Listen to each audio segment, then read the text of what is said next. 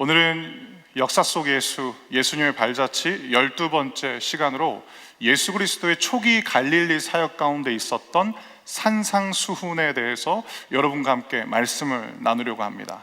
사랑하는 성도 여러분, 산상수훈에 대해서 여러분들은 꼭 명심하셔야 되는 이유가 있습니다.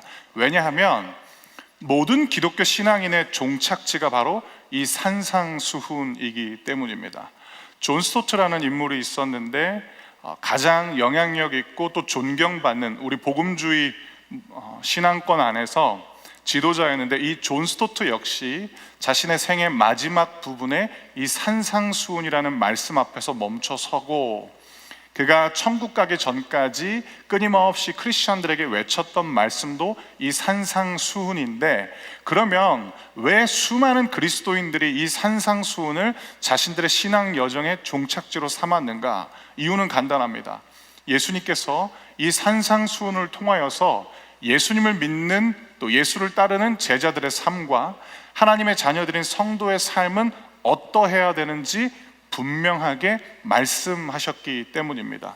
그렇기 때문에 이 산상수훈은 그리스도인들에게 있어서 신앙 여정에 있어서 종착지라고도 할 수 있겠고, 기독교 신앙의 에센스라고도 할 수 있겠습니다. 그러면 예수님께서는 이 산상수훈을 통하여서 어떤 메시지를 전하는가? 예수는 종교를 끝내시고 새로운 삶을 제시하셨습니다. 종교는 무엇입니까? 종교는 철저하게 사람이 중심이 되는, 일상과는 단절된 어떤 특정한 삶이 종교입니다. 종교는 무엇이냐? 자신이 숭배하는 신적 대상을 이야기하곤 하지만 그 신적 대상을 통하여서 자신의 삶의 안녕과 번영을 기원하는 모든 시간과 노력을 가리켜서 종교라고 합니다. 또 종교란 무엇인가? 신적 대상은 삶의 주변부로 몰아내고 신적 대상을 숭배하고는 있지만 그 신적인 대상을 통하여서 이 땅에서 잘 먹고 잘 살기 위한 내가 철저하게 중앙을 차지하는 것이 종교인 것입니다. 또 하나, 종교는 무엇인가? 신적 대상이 내 삶에 들어오는 것을 거부합니다. 그리고 철저하게 나의 일상과 종교를 분리하는 것이 바로 이 종교적인 삶인 것입니다. 예수님은 산상수훈을 통하여서 그 종교를 끝내버리시고 새로운 삶을 선언하셨는데, 그 새로운 삶이 무엇이냐? 첫 번째, 내 삶의 중심이 더 이상 사람이 아니고 하나님으로 바뀌는 새로운 삶이 산상수훈의 메시지인 것이고, 두 번째는 거짓과 기만을 벗어나고 진실과 정직을 추구하는 삶이 예수가 산상수훈을 통해서 말씀하셨던 삶인 것이고, 마지막 세 번째는 무엇이냐면 종교의 기원을 갖고 있는 이 걱정이라는 단어를 우리들의 삶에서 몰아내고 늘 하나님과 동행하는 삶을 추구하라 라고 말씀하시는 것이 예수가 산상수훈을 통하여서 가져오는 새로운 삶인 것입니다. 그러면 이 메시지 앞에 우리가 섰을 때 우리의 관심사는 이것입니다. 뭔 말인지는 알겠는데, 뭔가 좋은 말인 것 같은데 우리랑 이게 무엇이 상관이 있는가? 예수가 우리에게 가져오시는 이 새로운 삶이 진짜 우리에게 어떤 유익함이 있는가라는 질문을 가질 수 있지 않습니까? 근데 예수께서 말씀하시는 이 새로운 삶이 진가를 발휘하는 때는 언제이냐? 삶이 평온할 때가 아니라 비가 내리고 홍수가 치고 거센 바람이 몰아치는 삶의 고난이 찾아왔을 때 이 새로운 삶은 진가를 발휘한다라는 것입니다. 마태복음 7장 24절부터 27절 말씀인데, 저와 우리 성도님들이 한 절씩 읽도록 하겠습니다. 제가 먼저 24절 말씀을 읽겠습니다.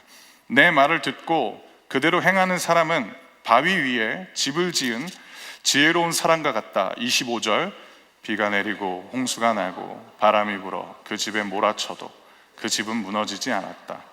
왜냐하면 그 집은 바위 위에 지어졌기 때문이다. 내 말을 듣고도 행하지 않는 사람은 모래 위에 집을 세운 어리석은 사람과 같다. 비가 내리고 홍수가 나고 바람이 불어 그 집에 몰아쳤을 때 그 집은 쉽게 무너졌는데 그 무너진 정도가 심하였다. 아멘.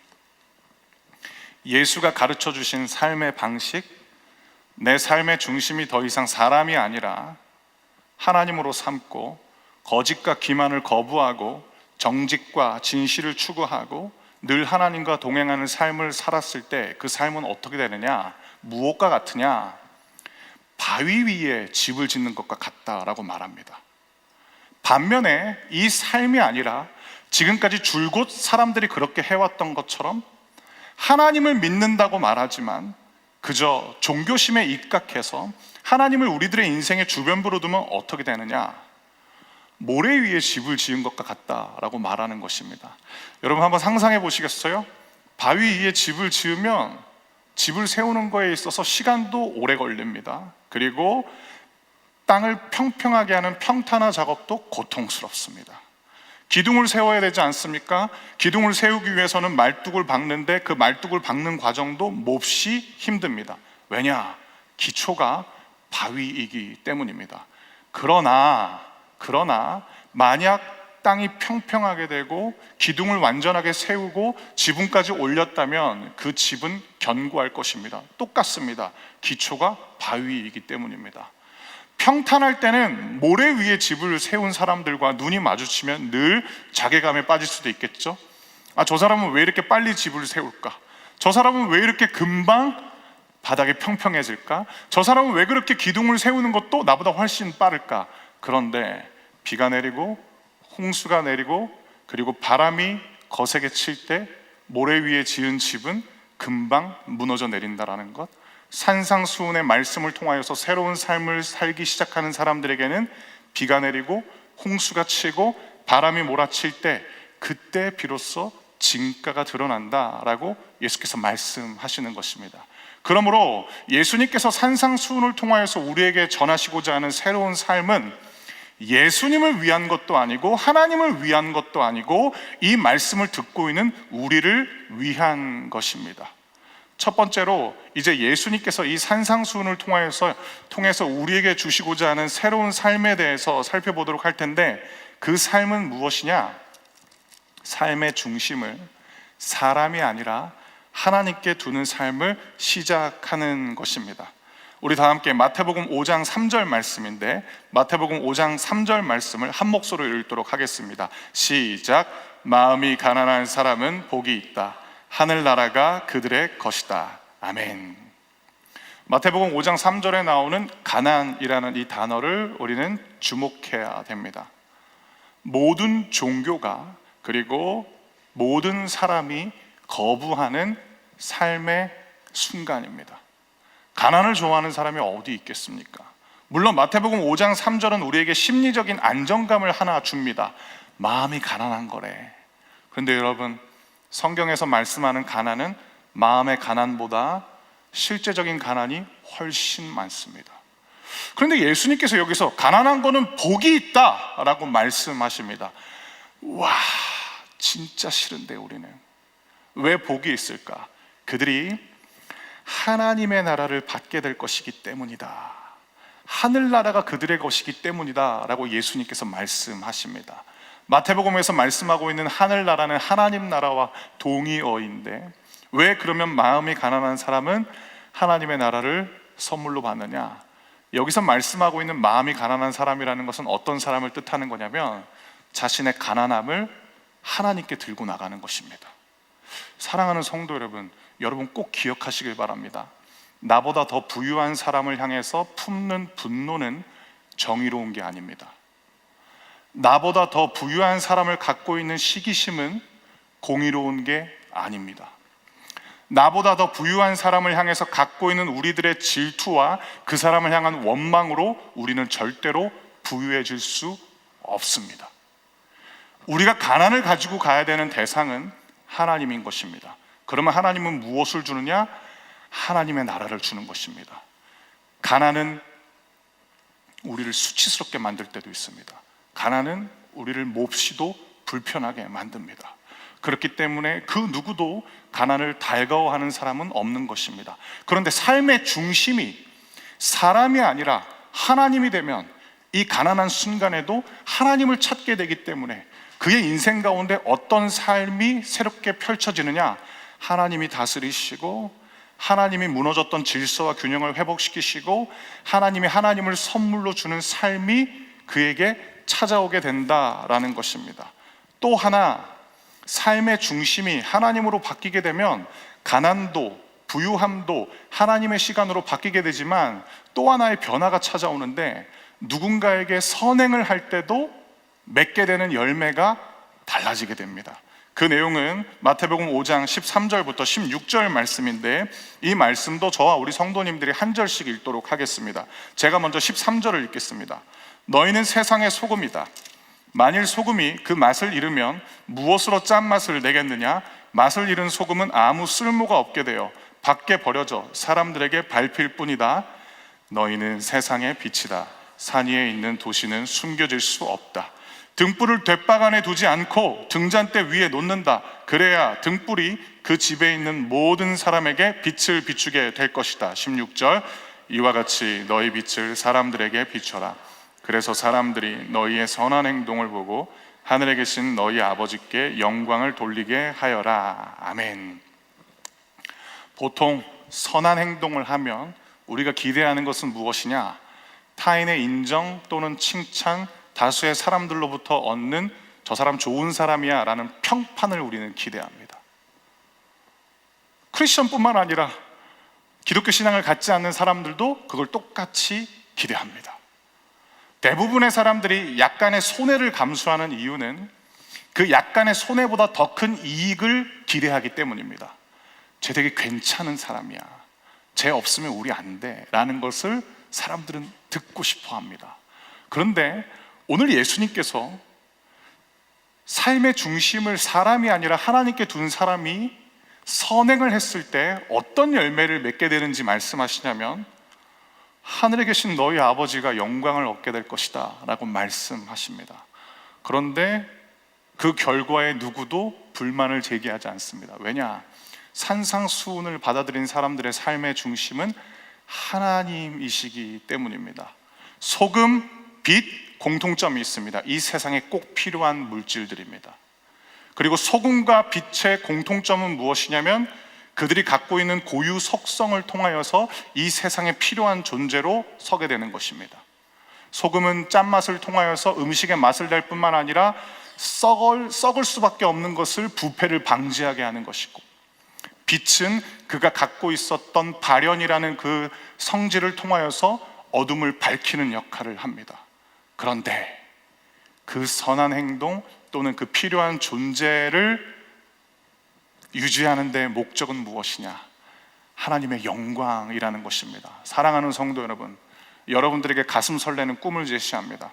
여러분들을 통하여서 여러분들이 믿고 의지하고 있는 하나님 아버지가 영광 받으시는 일이 올 한 해 펼쳐지게 되길 주님의 이름으로 축복합니다. 결정적인 순간에 여러분들에게서 그 사람들이 묻는 그 질문이, 너 왜 나랑 다른 거야? 너 무엇 때문에 행복한 거야? 그때 여러분들은 하나님이라고 답변하시길 주님의 이름으로 축원합니다. 한 자매님이, 우리 넥스트림 공동체 성도인 자매님이 이런 얘기를 하는 거예요. 목사님, 제가 신앙생활을 그렇게 열심히 하지도 않는데 한 친구가 저를 통하여서 기독교에 대해서 관심이 생겼대요. 그래서 제가 그 자매님한테 물어봤어요. 왜? 무슨 일 때문에? 그 회사원이 이랬대요. 네가 그렇게 막 가진 게 많은 것도 아닌데, 네가 그렇게 막 잘하는 게 많은 것도 아닌데, 근데 왜 너는 그렇게 평안하냐라는 거예요. 불안한 게 당연한데, 아마 그분의 마음에는 이런 마음이 있었을 수도 있을 거예요. 너보다 잘난 나도 이렇게 불안한데, 너 뭔데 그렇게 평안한데? 그때 그 자매님이 이렇게 답변했대요. 나 하나님 믿잖아. 그러니까 그 친구가 다르게 본다라고 이야기를 하더라고요. 여러분, 삶의 중심을 하나님으로 삼으시길 바랍니다.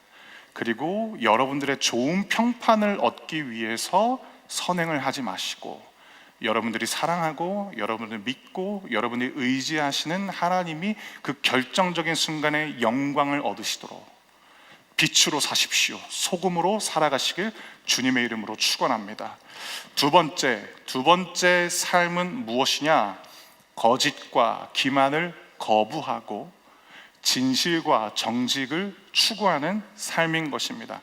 이번에는 마태복음 6장 1절부터 8절 말씀, 마태복음 6장 1절부터 8절 말씀을 저와 우리 성도님들이 한 절씩 읽도록 하겠습니다. 여러분들이 먼저 1절 말씀을 읽어 주시겠어요? 시작. 다른 사람들 앞에서 의를 행하지 않도록 주의하여라. 자선을 베풀 때 위선자들처럼 내 앞에 나팔을 불지 마라. 그들은 사람들로부터 영광을 얻으려고 회당이나 길에서 나팔을 분다. 내가 너희에게 진정으로 말한다. 그들은 이미 자기 상을 다 받았다. 자선을 베풀 때에는 내 오른손이 하는 일을 왼손이 모르게 하여라. 아무도 너의 구제함을 모르게 하여라. 그러면 숨어서 보시는 내 아버지께서 내게 갚아주실 것이다. 기도할 때 위선자들처럼 하지 마라.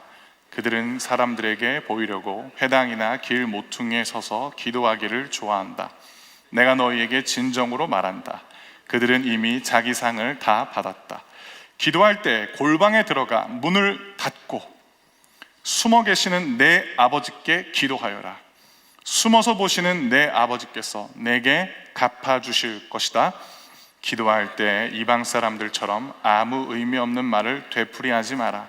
그들은 많이 말해야 하나님께서 들어주실 것으로 생각한다. 그들을 닮지 마라. 너희 아버지께서는 구하기도 전에 너희에게 무엇이 필요한지 이미 아신다. 아멘. 거짓과 위선이라는 이 단어는 우리를 불편하게 합니다. 거짓과 위선을 추구하는 사람이 어디 있습니까? 그런데 안타깝게도 종교에 빠지면, 그리고 하나님이 우리들의 삶의 중심이 아니라 주변부가 되면 우리는 사람이 우리들의 삶의 중심이기 때문에 거짓과 위선을 우리의 의도와는 상관없이 가까이 할 수밖에 없습니다. 6장 1절 말씀을 자막으로 한번 띄워주시겠어요? 마태복음 6장 1절 말씀에 여기서 여러분들이 주목하셔야 될 단어가 있습니다. 의입니다. 마태복음 6장 1절의 의라는 단어는 하나님께서 기뻐하시고 하나님께서 말씀하시고 하나님께서 선하게 여기시는 어떠한 상태 또는 가치를 말하는 것입니다. 그리고 하나님을 삶의 중심으로 둔 성도가 마땅히 추구해야 될 삶의 모습이기도 합니다. 그런데 문제는 의를 행해야 되는데, 의를 추구해야 되는데, 여기 마태복음 6장 1절의 이 앞부분이 문제인 것입니다. 남들에게 보이려고, 다른 사람들 앞에서. 이렇게 되면 어떻게 되느냐? 하늘에 계신 하나님 아버지와는 상관없는 불의만 행하게 된다라는 것입니다. 여러분, 그리고 2절도 한번 보시겠어요? 이 의가 어떻게 발현되느냐? 자선입니다. 다른 사람들을 도와주는 것입니다. 그런데 자선을 베풀 수 없죠. 왜냐? 자선이 필요한 이웃에게 의를 행하는 것이 아니라 수많은 사람들에게 의를 행하기 때문에 하나님께 받는 상은 하나도 없다라는 것입니다. 그리고 또 하나, 4절도 한번 자막을 띄워주시겠어요? 구제는 무엇이냐? 이건 역시 하나님께서 기뻐하시는 의인데, 연약한 사람, 재정적으로 힘든 사람, 누군가의 도움이 필요한 사람을 도와주는 것이 구제입니다. 그런데 도움이 필요한 사람한테만 가는 것이 아니라 거짓과 위선을 가까이 하다 보니까 온 동네방네 내가 이만큼 돕는 사람이다 라고 주님이 안타까워하시는 겁니다. 제가 참 사랑하고 존경하는 한 선교사님이 계시는데, 그 선교사님이 하루는 한국에 오셨어요. 그리고 선교지로 다시 돌아가기 전에 저한테 어떤 이야기를 좀 했었냐면은, 한 분이 그 선교사님의 선교 사역에 필요한 헌금을 이렇게 하려고 정말 애쓰셨다라는 거예요. 근데 그 선교사님이 저한테 뭐라고 이야기하냐면, 상호야, 근데 나는 그 헌금을 받는 게 너무 부담스럽다라고 이야기를 하시는 거예요. 그래서 제가 왜요? 이렇게 얘기를 했어요. 온갖 데 다 얘기했대요. 모든 것에 그냥 다 얘기를 했다라는 거예요. 1년 전부터. 그러니까 본인은 하나님이 도우신다라는 선교사로서의 믿음의 고백이 있는데, 그분이 선교 헌금이 얼마나 귀한 거예요. 진짜 귀한 거예요. 여러분, 돈은 눈물이고 피와 땀이에요. 그 사람의 인생인 거예요. 절대로 하찮지 않아요. 너무너무 귀한 거예요. 그런데 진짜 온갖 데 얘기를 다 해버려 가지고 이걸 내가 이걸 받아야 되는지 너무 힘들다라는 거예요. 저를 돌아봤어요. 다른 사람들 돌아볼 거 없더라고요. 내가 그러지 않나? 그래서 지난 한 주 말씀 준비하면서 참 많이 회개했습니다. 그러다가 문득 한 찬송가의 가사가 생각났는데, 이 찬송가의 가사를 통해서 거짓과 기만이 아니라 정직하고 진실되게 하나님 앞으로 나아갈 수 있는 기도하는 시간을 갖게 되었는데, 늘 제가 설교 중간에 찬양을 할 때마다 두렵고 떨림이 있어요. 왜냐하면 여러분들이 듣기에 저 찬양이 저 곡이 맞나 싶을 정도로. 그래서 제가 우리 장지은 전도사님한테도 부탁드렸는데, 여러분 가사가 보이시나요? 가사가 보이네요. 같이 한번 찬양해 봤으면 좋겠어요. 너 예수께,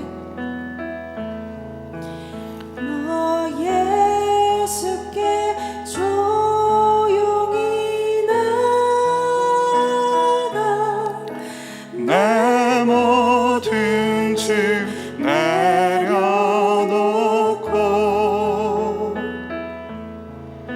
주 십자가 사랑을 믿어 죄 사함을 너 받으라. 주 예수께 조용히 나가 내 마음을 쏟아놓으라.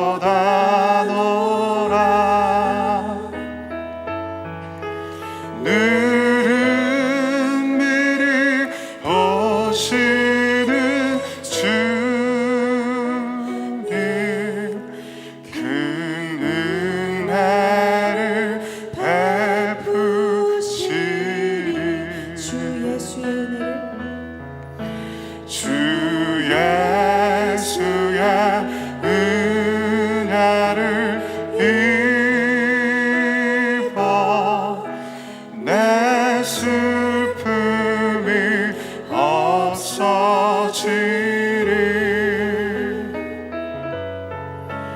내 이웃을 늘 사랑하여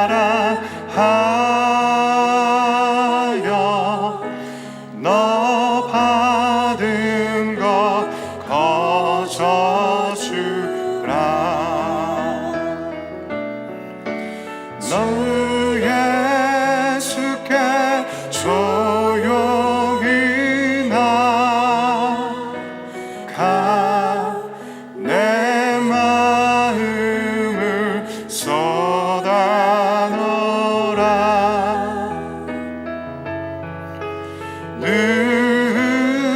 은밀히 오시는 주님,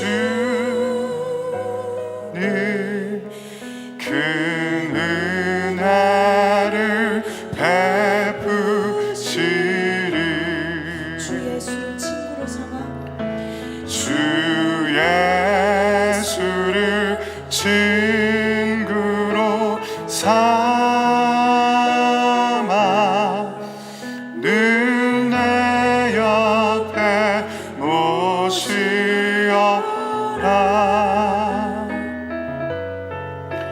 그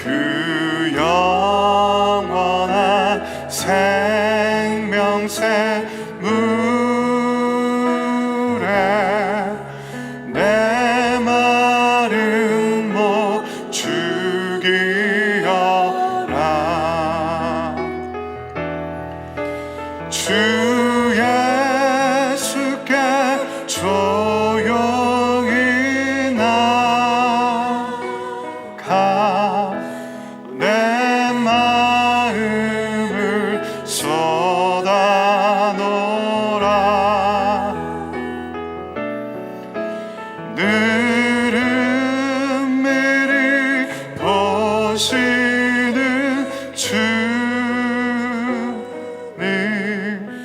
큰 은혜를 베푸시리.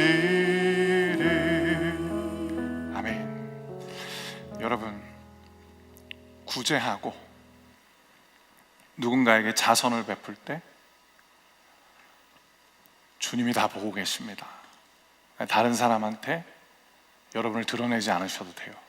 더 좋은 거는 누군가를 도왔으면 잊어버리세요. 예수님이 기억하십니다.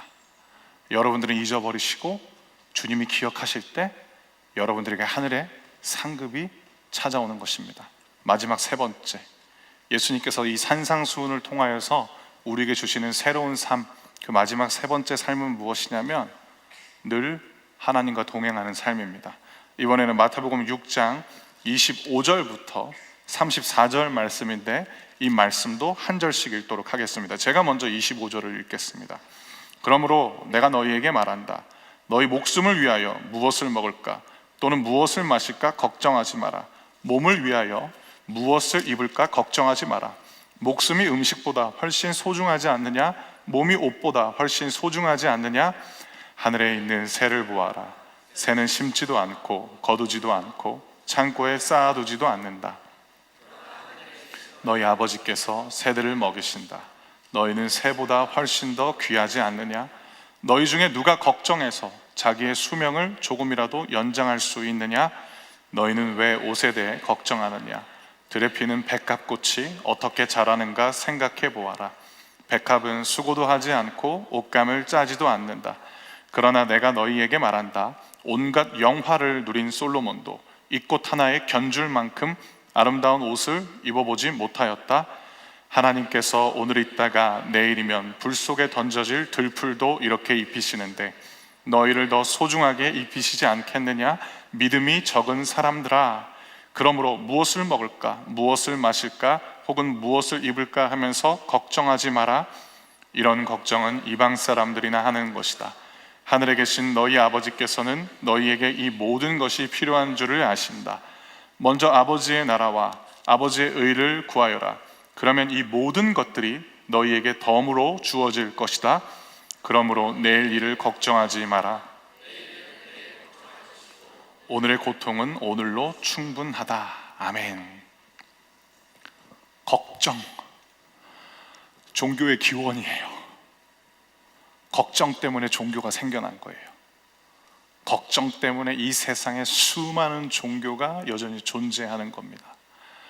바다에 나가서 물고기를 잡기 전에 걱정이 너무 심하니까 이 바다를 잠잠케 할 거라고 믿는 어떠한 신이 생겨나게 된 것이고, 농사를 지으려면 적재적소에 물이 필요한데 비도 내려야 되고 호수가 메마르지 않아야 되는데, 그래서 농사를 주관한다라고 믿는 어떠한 신들이 생겨난 것입니다. 온통 걱정, 걱정. 종교를 지금도 존속해 하는 이 단어, 예수님께서 종교를 끝내버리세요. 걱정하지 마라. 말은 좋은데 그럼 어떻게 걱정하지 않느냐? 치열한 몸부림이 필요한데 바로 하나님과의 동행입니다. 여러분, 걱정이 우리에게 밀려올 때 하나님과 동행하면 어떻게 되느냐? 하늘에 내는 새를 보아도 하나님이 떠오르는 거죠.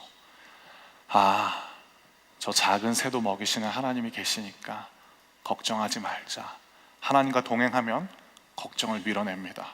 그리고 하나님과 동행하면 종교에 빠지지 않고 하나님과 동행하는 삶으로 우리에게 주어진 오늘이라는 이 소중한 시간을 영위해 나갈 수 있는 것입니다.